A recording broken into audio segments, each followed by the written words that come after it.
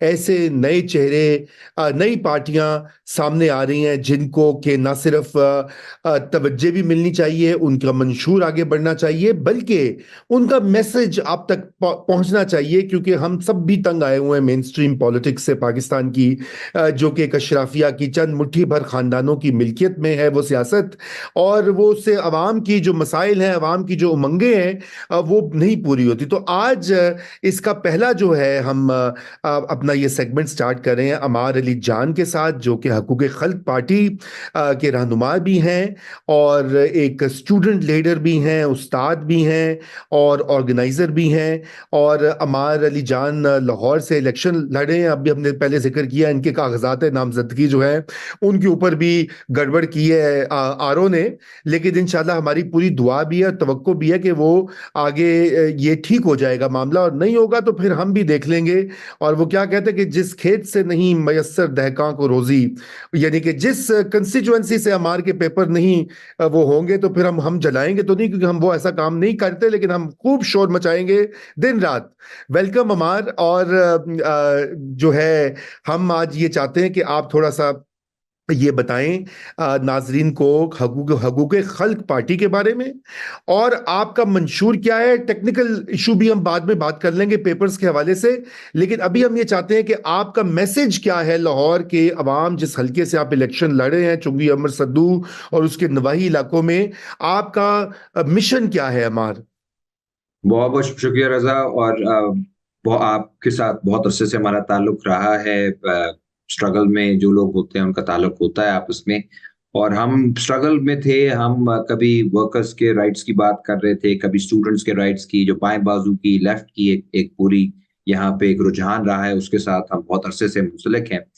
और एक पॉइंट पे जाके हमें ये एहसास हुआ कि मेन स्ट्रीम पार्टीज को लॉबी करना काफी नहीं है, क्योंकि जब ये ऑपोजिशन में होते हैं तो ये सारे लेनिन होते हैं और माओ होते हैं और बहुत इनकलाबी बातें कर रहे होते हैं, जैसे कभी बलोचों के कैंप पे भी आ जाते हैं, कभी मिसिंग पर्सन से बोल रहे होते हैं, कभी किसानों के हक में बोल रहे होते हैं, कभी स्टूडेंट यूनियन की बात कर रहे होते हैं।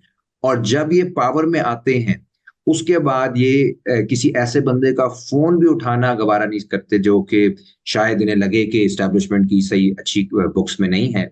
तो ये तो आई थिंक जिस तरह से ये यू टर्न मारते हैं सारी लीडरशिप, और ये बार बार हो रहा है, हर मेन स्ट्रीम पार्टी कर रही है, उससे क्लियर हो गया है कि यहाँ पे वो जो वेस्टर्न स्टाइल लॉबिंग है कि बस आपने लॉबी करना है और पॉलिसी मेकर्स को, वो काफी नहीं है। You need political representation in the parliament. Progressive voices को अपने मैनिफेस्टोस के ऊपर इलेक्शन लड़के पार्लियामेंट में आना होगा, जिसकी वजह से हमने 2022 के एंड में हकूक खल्क पार्टी बनाई। उसका उसमें ट्रेड यूनियनिस्ट आए, उसमें किसान कमेटियां आई, उसमें स्टूडेंट्स की एक बहुत बड़ी तादाद आई, बुकला बुकला की तादाद आई। और जाहिर है ये कोई मेन स्ट्रीम पार्टी जितनी बड़ी पार्टी तो नहीं हमने रजिस्टर की, लेकिन एक क्रिटिकल मास जिसने पिछले 5-7 सालों में लाहौर, पंजाब और दीगर जगहों पे रेजिस्टेंस मूवमेंट्स को सपोर्ट किया, उन लोगों ने जिन्होंने एक मुतबादिल सोच की बात की, जिन्होंने तुलबा रैली निकाली, स्टूडेंट सॉलिडारिटी मार्च 2019 में, जिन्होंने कोरोना के दौरान वर्कर्स के हकूक के लिए काम किया, जिन्होंने ओकाड़ा मिलिट्री फार्म्स के अंदर किसानों के लिए काम किया, वो सारे लोग उन्होंने ये इस पार्टी में शामिल हुए और समझा कि हमें अब वक्त हमारे लिए आ गया है कि हम एक मुतबादिल दें। और जो कंस्टिट्यूंसी के लेवल पे, जिस कंस्टिट्यूंसी में हम लड़ रहे हैं, जो मैं चुनी उसका चाह रहा था कि पीपी जिक्र करें, बिल्कुल। पीपी 160, ये एक ऐसी कंस्टिट्यूंसी है जिसमें मेहनत कश रहते हैं, जिनकी मेहनत की बुनियाद के ऊपर पूरा लाहौर चलता है, पंजाब चलता है। लेकिन इस इलाके के अंदर साफ पीने का पानी नहीं है। हमने बहुत अरसे से, इधर मैं भी काम कर रहा हूँ, हमने कुछ सर्वेज भी कराए हैं। जो पानी है वो 80% पानी जो है वो कंटेमिनेटेड है। इसी तरह बच्चों के खेलने के लिए ग्राउंड्स नहीं है।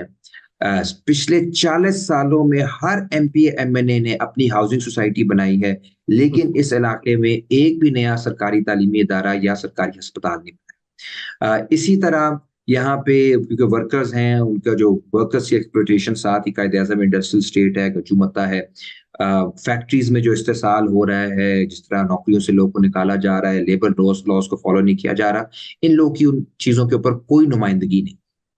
तो ये एक बहुत बड़ा वैक्यूम है, और इस वैक्यूम को फिल करने के लिए हमने ये कदम उठाया है कि यहाँ पे कोई जो लोगों के हकीकी इश्यूज हैं, जिनके जिसकी वजह से उनकी जिंदगी मुश्किल हुई हो चुकी है, उन पे हमें बात करनी चाहिए। और जिंदगी तो मुश्किल है ही है यहाँ पे मरना उससे भी ज्यादा मुश्किल है, क्योंकि इलाके में कब्रिस्तान तक नहीं। अल्लाह, तौबा तौबा। यानी आप देखें, जहाँ पे ये आता है, ट्रॉमा होता है, कहीं पे फौतगी हो जाती है खुदा ना खास्ता, तो उसके बाद एक मेन टेंशन ये होती है कि अपने हम प्यारों को दफनाएंगे कहाँ।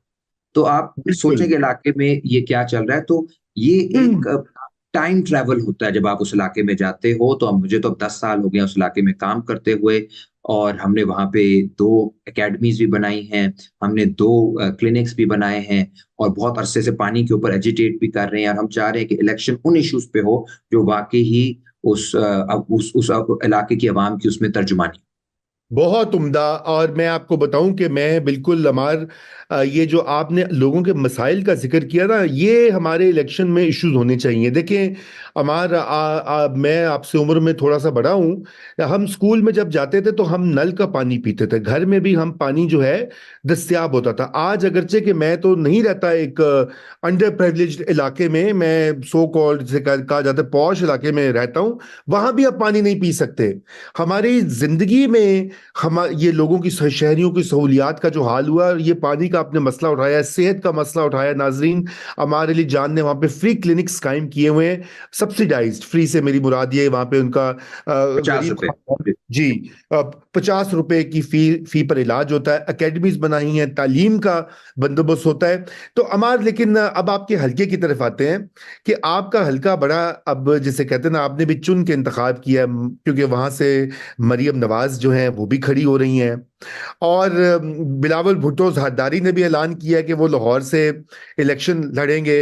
आपके खैर वो तो नेशनल असेंबली का लड़ेंगे।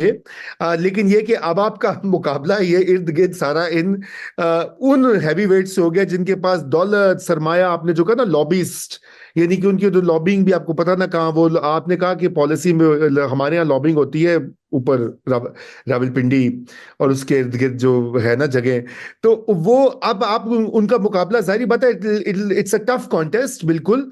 लेकिन आपने उसका मुझे थोड़ा सा नाजरीन को ये बताइए कि जो मरियम नवाज को आप शिकस्त दे पाएंगे? देखिए, पहली बात, अभी मरीम नवाज साहिबा का नहीं हुआ, फाइनल अच्छा। नहीं हुआ कि उन्होंने उधर से लड़ना है कि नहीं। उन्होंने तो कागजात जमा कराए। ज़ाहिर है, अगर उनकी ख्वाहिश होगी तो उनके वालिद साहब की पार्टी है वो, लिटरली, तो वो ज़ाहिर है वही लड़ेंगी। लेकिन यह है कि अभी उन्होंने फैसला नहीं किया, अनाउंस नहीं किया। बिलावल भुट्टो ने बिल्कुल ऐलान कर दिया है, एनए में वो आ रहे हैं। और इसी तरह अताउल्लाह तारड़ साहब की भी खबर आ रही है कि शायद वो एनए 127 में आए। अहम बात यह है कि इस इलाके को मैंने नहीं अब आके चुना। मैं तो 14-15 साल से वहां जी। पे काम कर रहा हूँ। ये पैराशूटर्स, ये बड़े लीडर्स हैं जिन्हें ये नजर आ रहा है कि जी ये एक इलाका है जहाँ बहुत ही पसमानदा इलाका है, गुर्बत बहुत ज्यादा है, और यहाँ पे बहुत बड़ी कैंपेन नहीं करनी पड़ेगी, यहाँ पे पैसे के जरिए हम इलेक्शन लड़ लेंगे। ये आप याद रखिए कि वही हल्का है जहाँ पे पीपल्स पार्टी ने 2021 के अंदर कुछ वोट लिए थे एक बाय इलेक्शन में, और उसकी बुनियाद भी यही थी कि करोड़ों रुपए वहां पे लगाए गए।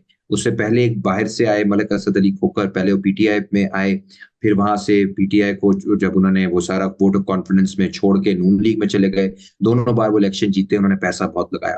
तो एक पैसे की सियासत, एक करप्शन यहाँ पे लोकल लेवल तक फैला दी गई है इलाके के अंदर।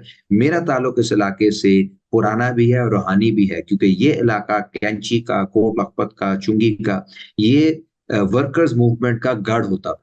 ये सोशलिस्टों का, प्रोग्रेसिव्स का किला समझा जाता था।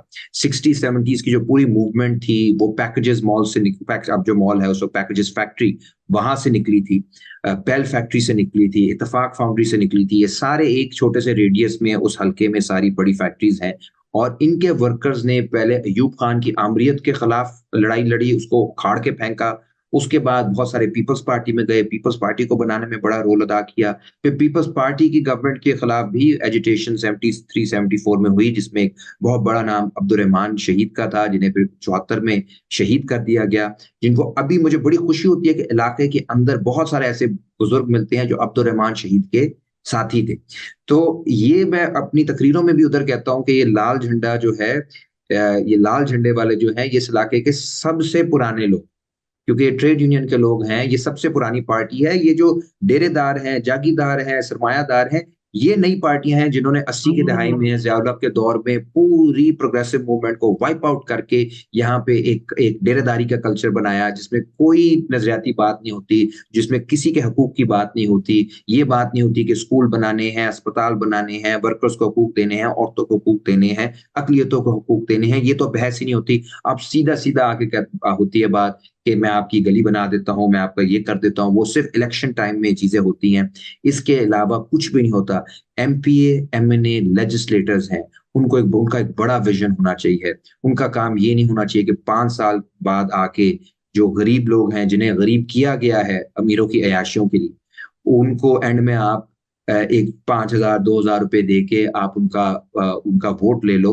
This is the kind of culture that's developed, जी। और and this is reflective of the overall political economy.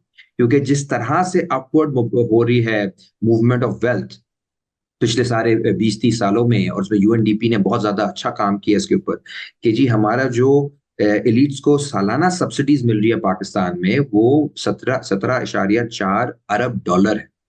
तो this is a welfare state for the rich, there is socialism for the rich. अब यानी वो 2700 अरब रुपए सालाना बनता है जो आप दे रहे हो एलिट्स को। 5 साल वो 2700 अरब लेते हैं हर साल, और फिर इलेक्शन टाइम में उनमें से 1% लगा के वो अपनी कैंपेन करके इलेक्शन अब जीत जाते हैं।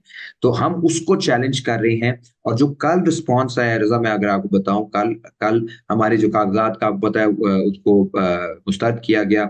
उसके बाद कल हमने जलसा करना था, तो पूरा दिन वहां पे बैटलफील्ड रही, पुलिस ने अलाउ नहीं किया, उसमें एसपी आ गए, उसमें एसएचओ आ गए, उसमें क्या क्या हमारे साथ करने की कोशिश की गई, धमकियां दी, लेकिन हम लड़े। और फिर जो जलसा हुआ उसके विजुअल्स आपके सामने है, 2,000 से ज्यादा लोग वहां पे मौजूद थे। और जो जो जो जो कमिटमेंट थी, जो लोग की अटैचमेंट थी, वो वाकई ही लग रहा है कि बहुत बड़ी मूवमेंट है। और इस बार लोग 5,000 रुपए के लिए वोट नहीं देंगे। इस बार लोग पिछले 5 साल का हिसाब मांगेंगे इन नुमाइंदों से, जिन्होंने लोगों की नुमाइंदगी नहीं की, जिन्होंने दौलत की नुमाइंदगी की है, हाउसिंग सोसाइटीज की नुमाइंदगी की है, बड़े बड़े सरमायादारों की नुमाइंदगी की है, वोट गरीबों से लिया है, लेकिन नुमाइंदगी किसी और की है। उनसे अब हिसाब लेने का टाइम। बेहतरीन बेहतरीन। नाज़रीन, जलसे की झलकी आपने देखी, हम ये दिखा भी रहे हैं स्क्रीन के ऊपर। और ये एक बहुत बड़ी तब्दीली है, और इसकी वजह हमने हमारे से इसलिए स्टार्ट किया कि बाएं बाजू की सियासत समझी जाती है कि थी कि पाकिस्तान में ख़त्म हो गई है, उसका बड़ी बार उसकी ओबिचुरी लिखी गई, पढ़ी गई। लेकिन हमारे लिए जान ने उसको रिवाइव भी किया है, और मज़े की बात यह है और अहम बात यह कि उसको इलेक्टोरल मैदान में भी लाए हैं। जैसे कि हमारे पड़ोस हिंदुस्तान में, लातीनी अमरीका में, वहां पे बाएं बाजू के नजरियात और पार्टियां जो हैं वो मेन स्ट्रीम पॉलिटिक्स में जाकर मुकाबला करती हैं, क्योंकि उनके पास एक मंशूर और एजेंडा है। तो अमार, हम आपको we wish you the best of luck, और इंशाल्लाह हम आपकी कैंपेन को भी कवर करते रहेंगे और आपको दोबारा थैंक यू। भी दावत देंगे ताकि मजीद तफसील में आपसे वन ऑन वन भी बात हो सके। खुदा बहुत हाफिज। बहुत शुक्रिया, थैंक यू।